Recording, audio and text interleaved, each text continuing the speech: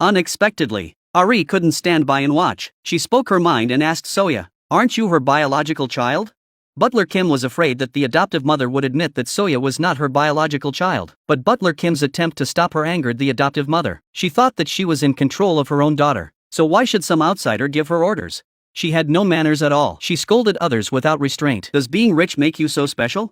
The adoptive mother wanted to continue scolding Soya in front of everyone, dragging her down for the rest of her life. But before she could finish her sentence, So-jun, who had been standing by, couldn't hold back his anger anymore. This was supposed to be a happy gathering, but it was ruined by the vicious adoptive mother. Madam felt that Soya still felt apologetic after all the misunderstandings. Before leaving, she gave Soya an expensive dress. Soya, who had never worn new clothes before, looked at herself in the mirror and beamed like a child. Soo-jun watched the scene and felt very uncomfortable. This happiness should have belonged to Soya, but now Soya was living with him, going hungry and barely getting enough to eat. When she got home, her adoptive mother was jealous of Soya's new and expensive clothes, so she forced Soya to take the clothes off and sell them to help with the household expenses. This was the first time Soya had worn new clothes, so how could she bear to sell them?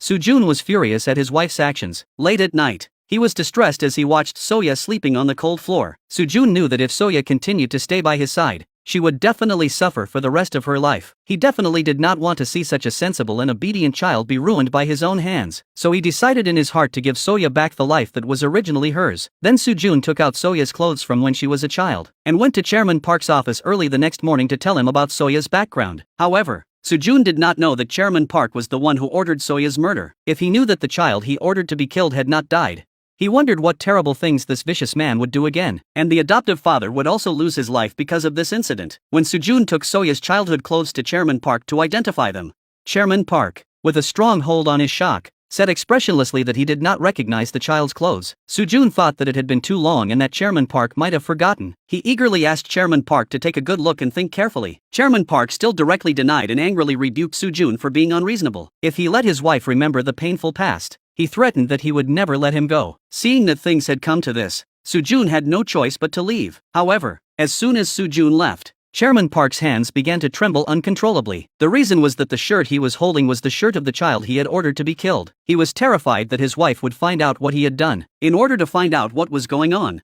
Chairman Park took the butler, who had personally killed Soya, to the beach and interrogated him. The butler never expected Soo-jun to go directly to Chairman Park. However, no matter how Chairman Park tortured him, the butler never told the truth. Butler Kim knew very well that if he admitted that he had not killed the child, Chairman Park would not only kill him, but also his son. In order to save his family, Butler Kim made an incredibly evil decision at this time. He told Chairman Park that back then, because he could not bear to kill the wife's child, he handed the child over to Soo-jun to kill. That was why Soo-jun had the child's clothes. And at this time, Soo-jun must have brought the clothes to get some money from Chairman Park. Chairman Park did not believe what Butler Kim said right away, but instead asked Butler Kim to bring Soo-jun to him so that they could confront each other face to face. Butler Kim felt an unprecedented fear in his heart. If he really brought Soo-jun to Chairman Park would definitely recognize his lies, and in that case, the end that awaited himself and his son would only be death.